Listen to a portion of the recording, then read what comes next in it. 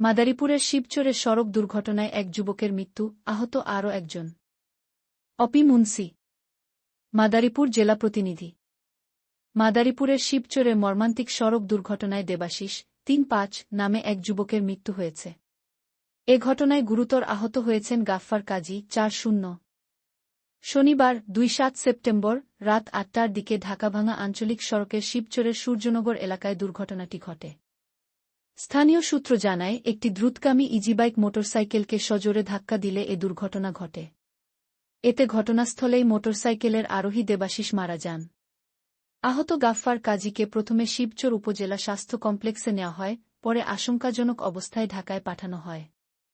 দুর্ঘটনার খবর ছড়িয়ে পড়লে এলাকায় শোকের ছায়া নেমে আসে।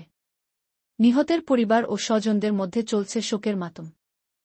শিবচর হাইওয়ে থানার ওসি মো. জহিরুল ইসলাম জানান, পরিবারের পক্ষ থেকে কোনো অভিযোগ না থাকায় লাশ হস্তান্তর করা হয়েছে। ঘাতক গাড়িটি শনাক্তের চেষ্টা চলছে।